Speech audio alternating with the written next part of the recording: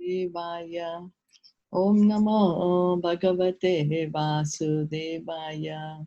Narayanam Namaskritya Naram Chaiva Narottamam Devim Saraswatim Vyasam Tato Jayam Udirayet. Nashta Prayeshu Abhadreshu Nityam Bhagavata Sevaya Bhagavati Uttama Shloke Bhaktir Bhavati Neshtiki. Om Agyana Timirandasya Gyananjana Shalakaya Chakshurun Milatam Yena Tasmai Shri Guruve Namaha.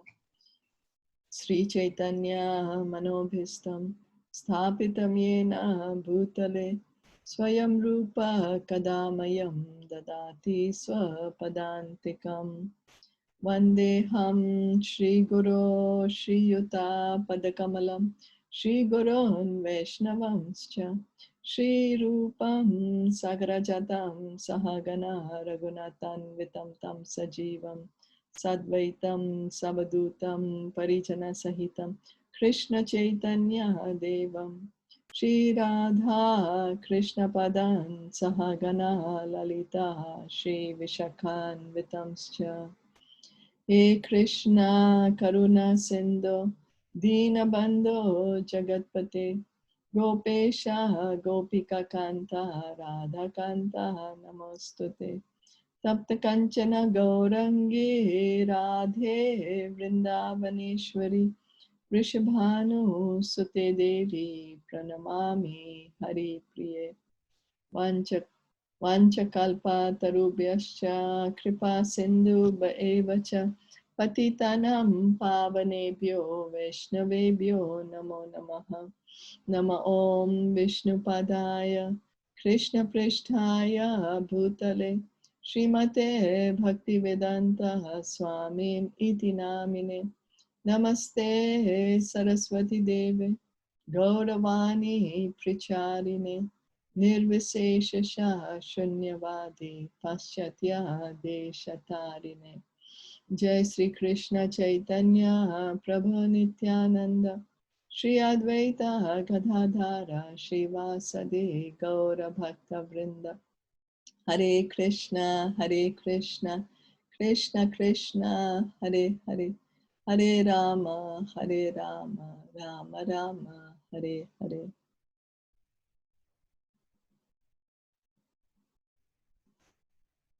So we continue our reading of Srimad Bhagavatam of Canto 2, Chapter 6, Text 37. Wait, I think you all can't see the screen, right? Or are you able to see? We can see the screen. The text 637? Yeah. Okay, great. Naham na yuyam yadritam gatim vidur na vama deva kim uttapare suraha tanmayaya mohita buddhayastva idam vinirmitam chatma samam vichaksmahe. Translation and purport by His Divine Grace A.C. Bhaktivedanta Swami Srila Prabhupada. Since neither Lord Shiva nor you nor I could ascertain the limits of spiritual happiness, how can other demigods know it? And because all of us are bewildered by the illusory external energy of the Supreme Lord, we can see only this manifested cosmos according to our individual ability. We have many times mentioned the names of 12 selected authorities, Dwadasha Mahajan, of which Brahma, Narad, and Lord Shiva head the list as the first, second, and third in order of merit of those who know something of the Supreme Lord. So there are 12 great Mahajans, the 12 great devotees of Lord Shiva, of Lord Krishna, who are authorities of devotional service. And they begin with Lord Brahma. He's the most qualified. Then is Narad Muni, and then is Lord Shiva. So Lord Shiva is also a Mahajan. He's a Vaishnava. He's a devotee of Krishna. So, and then the others are Parikshit Maharaj, Sukadev Goswami, Prahlad Maharaj, Bali Maharaj, Yamraj, Bhishma Dev, and then we have Janak Maharaj. Janak Maharaj. I think Parikshit Maharaj Four, is not there. no, Parikshit Maharaj is not. Yeah, And for the sorry, Parikshit Kumaras Maharaj and the is not. four Kumaras, Four Kumaras, that's right. and Four Kumaras. one more, some Muni, I'm not him. Vedvyas? Vedvyas Muni? No, There no. is one, Yeah, it I'm is sorry, I forget now. Narad Muni, Prahlad Maharaj, Bali Maharaj, is Yeah, it? we said that. We said, okay, we said Bali Maharaj. Okay, So, Brahma, Shiva, anyway, Narayan. we have 12 great authorities. You know, they are the authorities of devotional service that we are recommended to follow their footsteps. So even Lord Shiva is one of them. He is Vaishnava Atha Shambhu, best of the Vaishnavas, of the devotees of Krishna. So then other demigods, semi-demigods, Gandharvas, Charanas, Vidyadharas, human beings or asuras cannot possibly know fully about the potencies of the absolute Lord Sri Krishna. So here Lord Brahma is saying to Narad Muni that you, me, and Lord Shiva, now they are the greatest authorities of Mahajan, knowing Krishna. He's saying we three of us only cannot understand properly who is the Supreme Lord. Then how can the other people know him? How can other demigods also know him? So the demigods, semi-demigods, Gandharvas, etc. are all highly intelligent persons in the upper planets. The human beings are inhabitants of the intermediate planets, and the asuras are inhabitants of the lower planets. So always we see in the movies, they're always trying to show, oh, who's living in the space, who's living on the higher planets, lower planets. But then those movies are just by the imagination of the filmmaker. He just imagines, oh, the heavenly people look like this.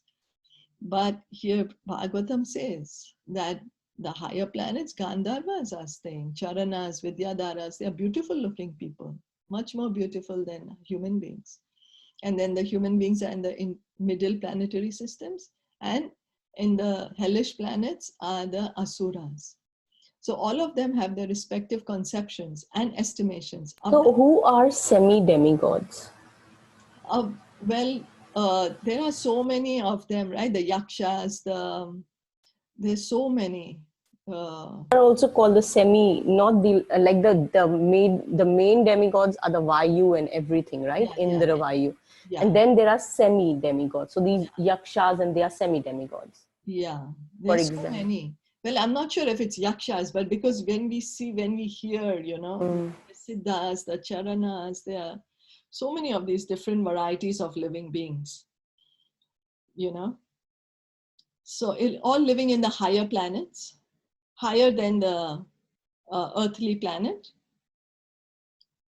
So they are qualified enough to live in the higher planetary system, but they do not have the power to be as yet called a demigod. They are not in the in that, because there are 33 crore demigods, right? They are all in that management, as you just said, Vayu and Surya, Chandra, all that. And then there are the others, higher living beings. Okay.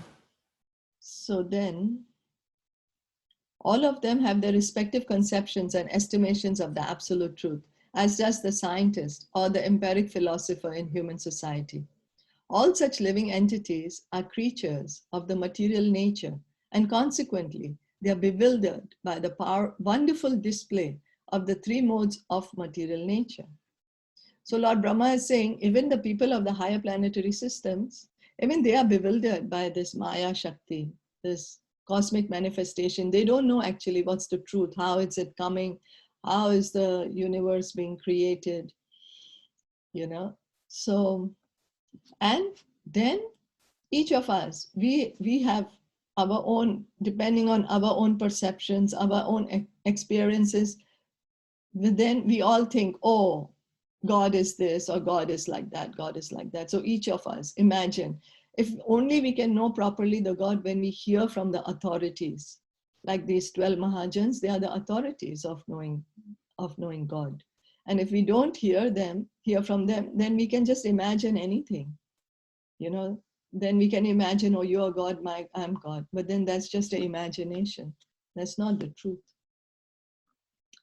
So such bewilderment is mentioned in the Bhagavad Gita 7.13, Tribir Gunamayir, Bhaver Ebi Sarvam Idam Jagat. Every entity, beginning from Brahma down to the ant, is individually bewildered by the three modes of material nature, namely goodness, passion, and ignorance. Everyone thinks in terms of individual capacity that this universe, which is manifested before us, is all in all. So we are so entangled in these modes of nature. We think that there is nothing beyond this universe, that I am the ruler of the universe. But what can the scientist know? Even Brahma himself was once bewildered, thinking himself the only one Brahma favored by the Lord. But later on, by the grace of the Lord, he came to know that there are innumerable, more powerful Brahmas as well, in far bigger universes beyond this universe. And all of these universes combined together form Ekapad Vibhuti, or 1/4 of the manifestation of Lord's creative energy. So here Prabhupada is saying that how Lord Brahma, one time he was thinking, he got very puffed up, very proud. So he went to see Krishna. And he was thinking that he's so great, he's, the creator of this universe. And there's nobody more greater than him. He's the most powerful living entity. So he went, and then Krishna's servant told him that Krishna is busy, please wait. And come and wait in this room. And then over there, he saw there were so many other Brahmas. This Brahma has only 4 heads. He saw other Brahmas with 10 heads, 100 heads, 1,000 heads, 10,000 heads. And then he realized, oh my God, I got so proud thinking I'm the greatest. Here there are people who are even greater than me. And they are also waiting to meet Krishna. So then even if Lord Brahma gets bewildered, then what can we say of the scientists then, who are just ordinary living entities? So the other 3/4 of his energy are displayed in the spiritual world. And so what can the tiny scientist with a tiny brain know of the absolute personality of Godhead, Lord Krishna? The Lord says, therefore, Mohitam nabi janati mam ebaya param avyayam. Bewildered by such modes of material nature, they cannot understand that beyond these manifestations is a supreme person who's the absolute controller of everything. We are not able to understand that. We just think that this universe is all in all, and okay, the things are happening automatically. But we don't understand that Krishna is there behind all this. He's the creator behind the creation. So Brahma, Narad, and Lord Shiva know about the Lord to a considerable extent, and therefore one should follow the instructions of these great personalities instead of being satisfied with a tiny brain and its playful discoveries, such as spacecraft and similar products of science. As the mother is the only authority to identify the father of a child, so the Mother Vedas, presented by the recognized authority, such as Brahma, Narad, or Shiva, is the only authority to inform us about the absolute truth. So the example is given. Suppose we want to know who's our father, and then we go around the whole world asking everyone, are you my father? Are you my father? Are you my father? We might waste a lot of time and not even get the correct answer, because somebody might just cheat and say, yes, I'm your father. So then that's why then the example is given that the Vedas are our mother. And when they are presented by the authority, then we can know who's the father. Oh, Krishna is the father. Just like if we just no need to go and ask everybody in the world, are you my father? Just ask the mother, who's my father? And the mother can tell you. So then for sure, oh, this is my father, and you can know in the shortest possible time, instead of doing so much research work and racking our brains. So same way, that's why it's easier to just follow the authority, and we are sure of the knowledge and the success. So reading on text 38.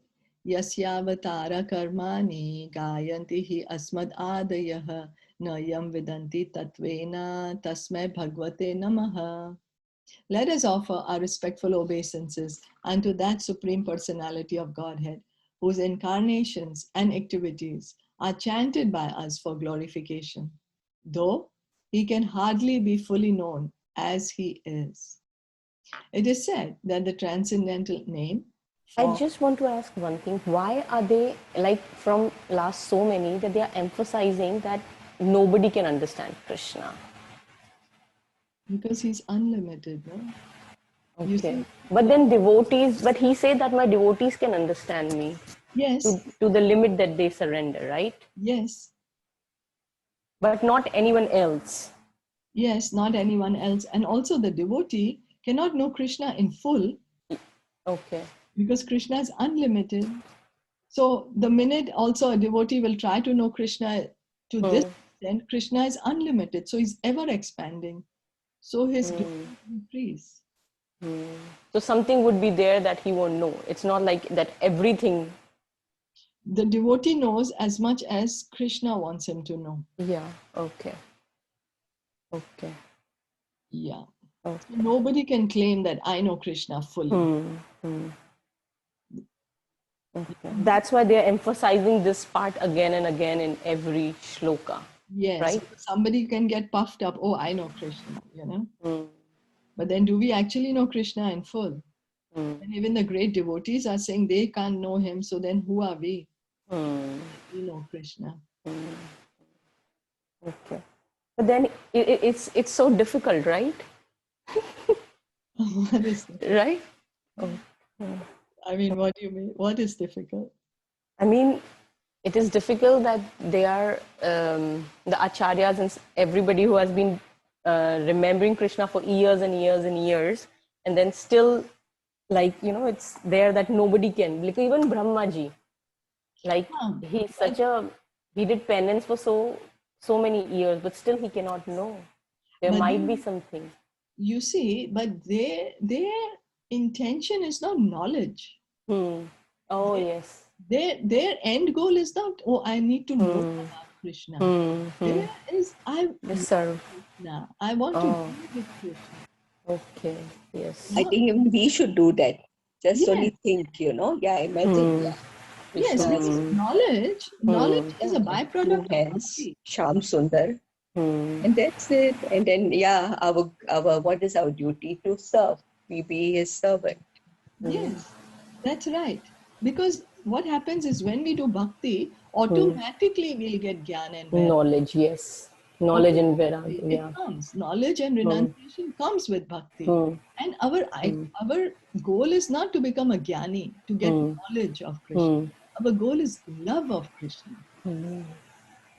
Correct. Yes, as just now Sneha rightly pointed out, no, like, you know, Krishna Shyam Sundar, and then he's God, and then just offer our love to him, whatever by our heart, however we can remember him, serve him. Yes. Okay, perfect. And spiritual knowledge is always descending, coming from Krishna and from the authorities, coming from the acharyas, from the disciplic succession. It's never ascending that, oh, I'm going to do so much and I will come to know Krishna. You know, so we do the effort of doing the bhakti, and then whatever Krishna wants to reveal, he will reveal. Yeah, it's the mercy, whatever we see. So both the things like that. Okay. Yeah. Okay, perfect. Okay. So then, it is said that the transcendental name, form, quality, pastimes, paraphernalia, personality, etc., cannot possibly be perceived by the gross materialistic senses. But when the senses are purified by the process of hearing, chanting, remembering, and worshipping the lotus feet of the holy deity, etc., the Lord reveals himself proportionately to the advancement of the quality of devotional service.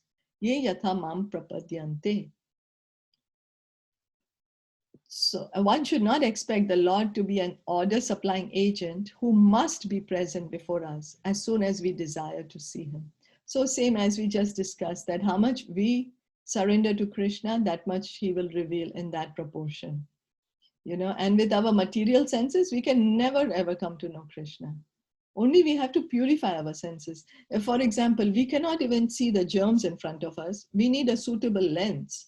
We need those special microscope to be able to see the germs in front of us. So that is just a material thing. Now Krishna is spiritual. So then how can we expect to see him with our eyes, you know, or with our this material eyes and material ears? We have to purify them by engaging them in service. And then once we purify, for sure we'll be able to see him. But also we should not think, oh Krishna, now you must come here. I want to see you. I did so much for you. I did so much hearing and chanting, and so you must come. No, Krishna is independent. He's the supremely independent person. He doesn't have to do anything. He doesn't need to do anything. Not like us that, you know, we have to do so many things. He doesn't need to. So, but out of his love for his devotees, he reveals himself. So that's why he very clearly says, no, you just remember me, chant, hear my glories, and worship me. I think there's 4 things we do. We will purify ourselves. Yes. Right? Yes. So I don't think we need to do too much of, you know, research, reading more. I don't know, when I feel I start reading a lot, it confuses me. Yes, it's right what you said, because even after you do a lot of research, you come to the research, point. and you know, I don't know where it's taking me, you know, like to another place, and I'm getting too confused, and I feel I'm getting entangled. And the result, and what is the result of all the research? Yeah. Manmana bhava mad bhakto. Again, the same thing as you said, Krishna. Worship me, offer your obeisance. Manmanam bhakto. Yes, that's what we need to do. Yeah, always think of me. So no matter what research we do, how much ever we do, this is the end point that we have to always. Yes. Yeah, that's so right what you said, you know. It's correct what you're saying. So that's what Krishna and Srila Prabhupada is saying here. That, you know, don't depend on your own tiny brain. Just listen to the authority. You know, when we were children, if we would have told the teacher, no, I'm not going to listen to ABC, what you are telling me, why should I trust you? I will go and do the research. I'm going to ask everybody how to study, what I have to study. Then how troublesome it would be. And finally, we would again come back to the teacher. Okay, now you teach me how to do ABC so I can read and write, you know?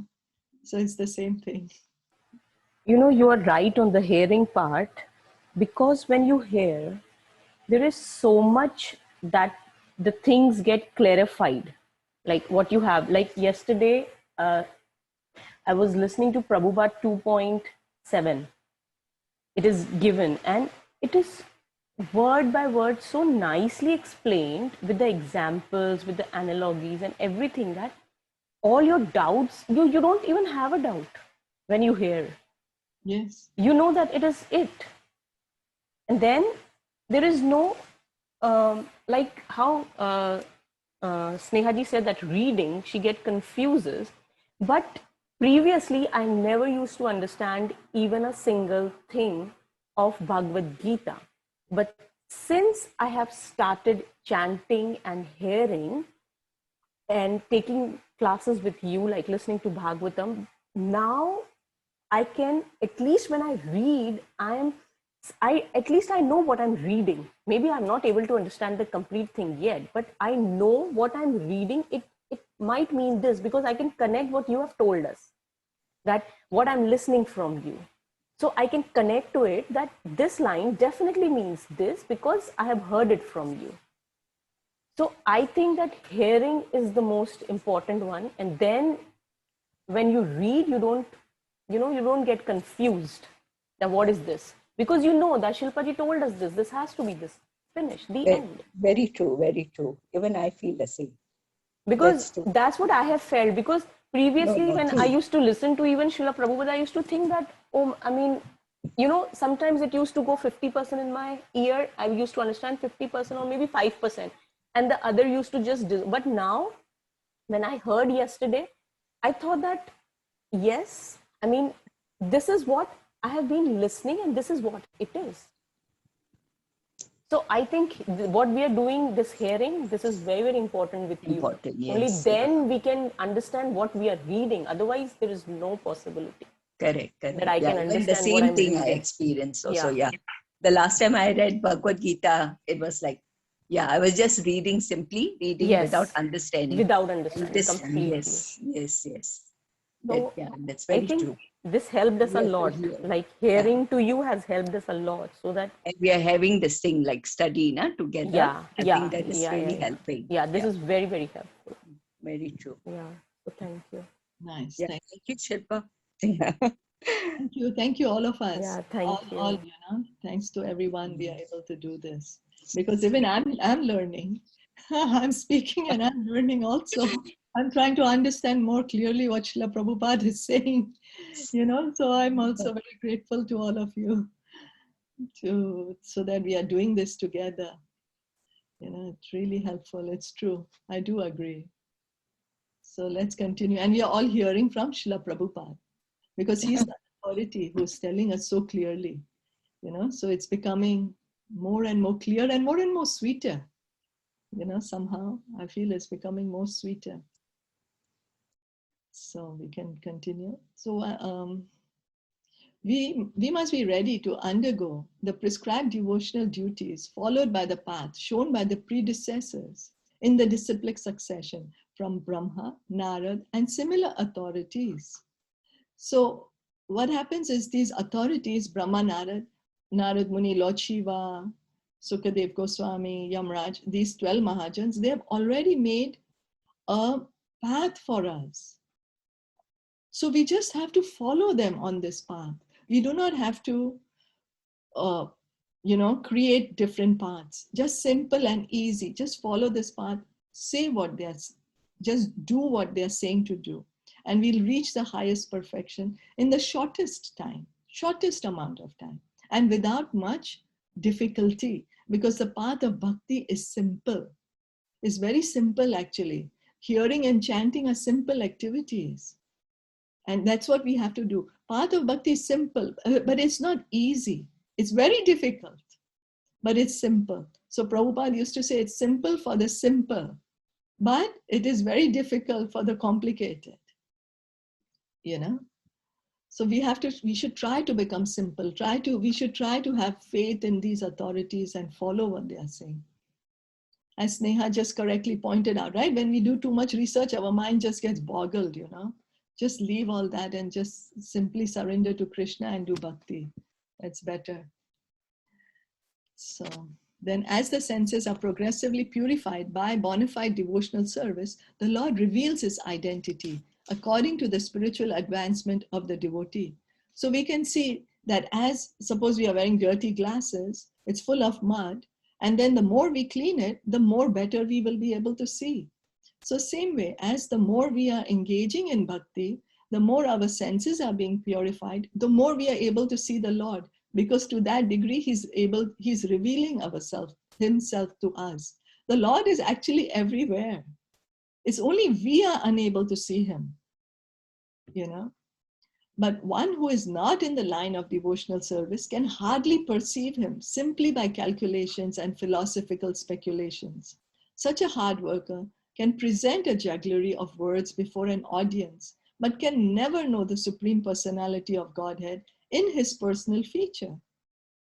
The Lord has clearly stated in the Bhagavad Gita that one can know him only by devotional service. No one can know the Lord by any puffed up material process of challenge, but the humble devotee can please the Lord by his earnest devotional activities. Thus, the Lord reveals himself proportionately before the devotee. So if I want to know what is Sneha's favorite dish, and Sneha says, oh, my favorite dish is mango ice cream. But then I don't ask her. And I keep thinking, oh, I think Sneha's favorite dish is rasgulla. I think Sneha's favorite dish is chocolate brownie. I think, I can keep on thinking anything. The easiest thing I have to do is, my dear Sneha, can you please tell me what's your favorite dessert? That's all I have to do. But instead of asking her, I just keep on thinking in my brain, maybe it's this, maybe it's this, maybe it's this. But then all those answers are, are incorrect. So here Krishna, God is saying, you want to know me? You just do devotional service and you'll come to know me. So we just have to be able to accept this. That, oh, God is saying, if I want to know him, I have to engage in devotional service. So that's all I have to do, Then thus the Lord reveals himself proportionately before the devotee. Lord Brahma, therefore, offers his respectful obeisances as a bona fide spiritual master and advises us to follow the process of Shravana and Kirtan. Simply by this process, or simply by hearing and chanting the glories of the activities of the Lord's incarnation, can certainly see within himself the identity of the Lord. So just by hearing and chanting, that's all. By hearing and chanting. Why? Because when we are hearing about Krishna, we are associating with Krishna. The topics of Krishna are equal, they are same as Krishna. When we are chanting Krishna's name, we are being with Krishna. It's not different. This, what we are doing now, hearing from Srimad Bhagavatam, this is Krishna actually. Bhagavatam is Krishna. It's Krishna's incarnation. It's just because right now we are not purified enough, we are not able to understand it, but it's the same as a mango which is ripe and a mango which is unripe, So the mango is the same.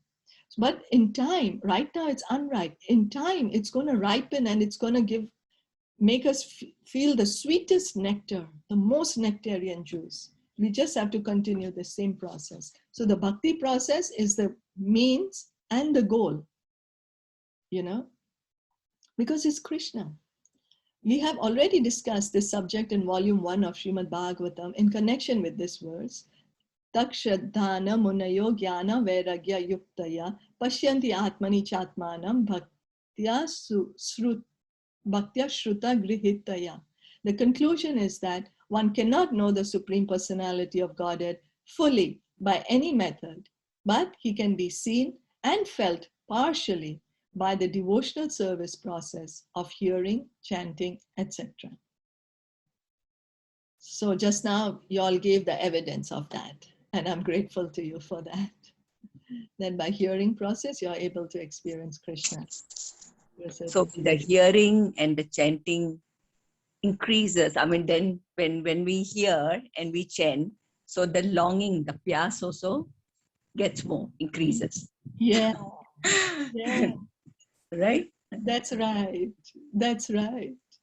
And then we can feel, as you're saying, the mood of separation is becoming more. So it's yes. eating food, nobody has to tell us, oh, now you ate food, now your hunger is gone away, now you feel satisfied, and now you're feeling strong. So the more bhakti we do, hearing and chanting, yeah, we feel the longing also will be there. Yes, yes. Because Krishna is so sweet. Sweet, yeah. Unlimitedly sweet. He's an unlimited nectarian ocean, Unlimited. Imagine how much ever you dive, there is more further to dive into it. There's no limit. So, right. Yes. So thank you. So grateful for today's class. Thank you. Srimad Bhagavatam ki jai, Shila Prabhupada ki jai, Gaura Bhakta Vrinda ki jai. Hari Hari Bol. Hari Bol.